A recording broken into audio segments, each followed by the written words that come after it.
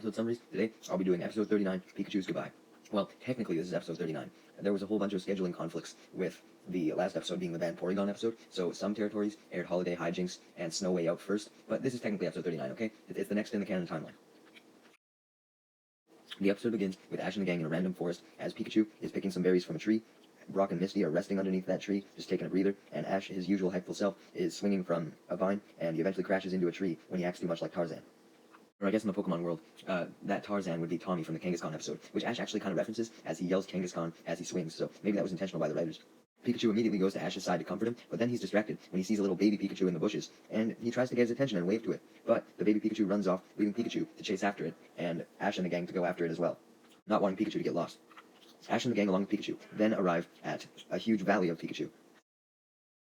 Ash's Pikachu watches in amazement as he sees their independence, as they're getting apples from trees, playing and walking around. It makes Pikachu want to join, so he goes up to them and greets them, but this causes all the Pikachu to run away as they're scared of him because they haven't met him before. This makes Pikachu sad, but he is cheered up when the small Pikachu, who obviously has taken interest in him, as he was watching him in the beginning, decides to give Pikachu a chance and shake his tail. Once Pikachu shakes this small Pikachu's tail in response, it encourages all the other Pikachu to come out, having accepted him, realizing that he wasn't dangerous after being so gentle with the small Pikachu. Brock says with happiness how quickly Pikachu seems to have been assimilated into their clan, leading Ash to hope that the same thing can happen to him as he goes up to the Pikachu and asks to join them as well. But this scares them off, obviously. This actually makes sense because they're used to only Pikachu. It doesn't really make sense why they'd be skeptical of Pikachu, but it makes sense why they'd be skeptical of Ash. Pikachu is saddened by the rest of the Pikachu's disappearance, but returns to the campsite with Ash, Brock, and Misty, as Brock confirms that the Pikachu not being used to human contact was in fact the reason why they wouldn't accept Ash into their clan. Meanwhile, the baby Pikachu is watching over Ash and the gang again, still taking an interest in Pikachu, but then he slips off of the tree that he was watching from and falls into the water. This causes Pikachu to become alerted and chase after him, with Ash and the gang tailing behind him. Pikachu jumps into the water and immediately grabs hold of the small Pikachu, but before he can get them to shore, they end up on track for a waterfall, and the stream is dragging them downwards rapidly. They have no chance of escape until the rest of the Pikachu, watching from a bush, show up. The leader of the clan climbs into a tree and instructs the other Pikachu to combine themselves with their tails by creating a long chain. This makeshift Pikachu chain is long enough to reach Pikachu and the baby Pikachu and pull them out of the water before they go down the waterfall. But, unfortunately, Pikachu has passed out by the time this happened, likely due to the pure stress that it was experiencing.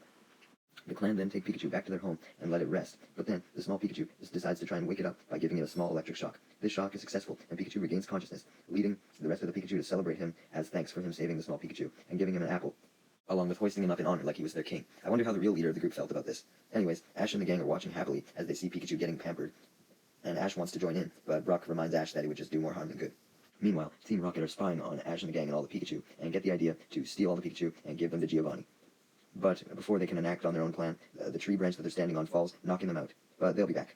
Later that night, all of the Pikachu, including Ash's, are doing their traditional dance and chant that they do every night. And this is interesting, as it's like they're praying to the moon, and that's what Pikachu did with Caterpie back in episode 3, right? They looked at the moon. So maybe Pikachu has some tie to the moon, maybe? He looked at it with the little Pikachu. Maybe there's something. But anyways, Ash and the gang watch and enjoy as they see how happy Pikachu is, with Brock commenting that maybe it's best that Pikachu stays with the other Pikachu. He was happy there. This makes Ash begin to question this himself, wondering if it really was best that him and Pikachu were separated, and Pikachu lived in the wild. But Pikachu's happy with Ash too. It's not like he was being abused by his trainer and should go back into the wild. No, he has a happy life with Ash. I don't know why Brock was so adamant on enforcing the idea that Pikachu should go back to the wild. But it does stay in Ash's head for a long time, as he can't even finish his meal at dinner time by the fire, which obviously alerts Misty that something's wrong with Ash. Him not wanting to eat, how rare was that? Ash assures that there's nothing wrong though, putting on a brave face, but something is definitely wrong, as he can't sleep, and he's seeing hallucinations of Pikachu inside the fire, long into the night, when Misty and Brock were already asleep. After many hours of deliberating, he comes to the conclusion that he should leave Pikachu with his own kind, remembering how happy it was with them. Ash is torn from his thoughts, and Brock and Misty are torn from their sleep when they hear the sound of Pikachu screaming in the distance. This makes them panic, and they run in the direction of the scream, eventually finding all the Pikachu kidnapped in a huge net. Unsurprisingly, Team Rocket are the ones behind this, and they reveal themselves, doing their motto as usual. Misty then encourages Pikachu to simply use Thunderbolt to break out of the net, but Team Rocket confirms that they've learned their lesson for once and made the net electric-proof, as Pikachu indeed fails miserably to do any shocking whatsoever. Before Ash and the gang can take any further action, Team Rocket then shoots another net at them, capturing them inside. Oh no, now there was truly no one that could stop them, as Team Rocket takes off in their balloon with the Pikachu net attached to it. Desperate to escape, Pikachu starts fending for himself, biting at the net, leading the other Pikachu to do the same.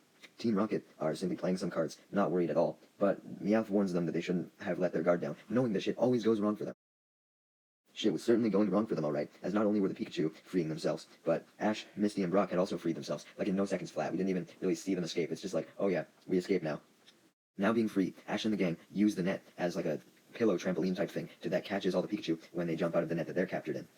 All of the Pikachu manage to successfully escape and jump down, much to Team Rocket's dismay. But then, Team Rocket spots that one Pikachu is still up there, and they lunge at it to try and capture it. It's revealed that this Pikachu is Ash's Pikachu, though, who had stayed behind to let all the other Pikachu escape first, and now was going to take out Team Rocket. He does this by going over to the balloon's gas valve, so as Team Rocket runs over to capture him, they end up hitting the gas valve, which inflates the balloon. With the balloon being inflated, Pikachu is able to bite on it like he bit on the net, and cause it to deflate, sending Team Rocket blasting off. With nowhere to stand on with the balloon being gone, Pikachu falls from the sky, with Ash catching him.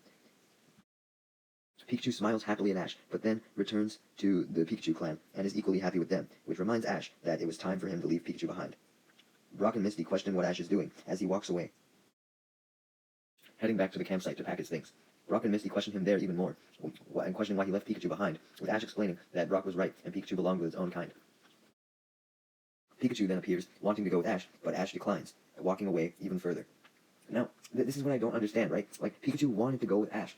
Just because he was happy with the clan of Pikachu, it doesn't mean that he wanted to completely ditch Ash. It's like if I made new friends, that wouldn't mean I would completely ditch all of my old friends. I know Ash just wanted Pikachu to be happy, and he clearly didn't want to leave Pikachu behind either. I mean, he was crying as he ran away, but I mean, you don't have to leave him behind. Even Brock had a change of heart and is urging you to stay with your Pikachu, and he was the biggest advocate, so you have no reason to leave Pikachu behind now.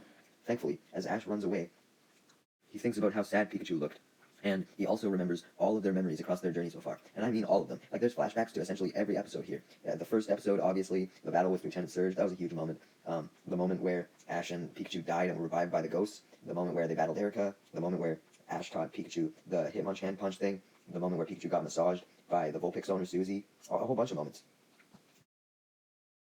All of these moments that Ash is reminded of contribute to him realizing that, you know what, maybe me and Pikachu should stay together after all, right? I mean, we have the best bond in anime history. We can't give that up. Ash's thoughts are only reaffirmed as the sun rises and Brock and Misty catch up to Ash, once again begging him to reconsider and let Pikachu come along.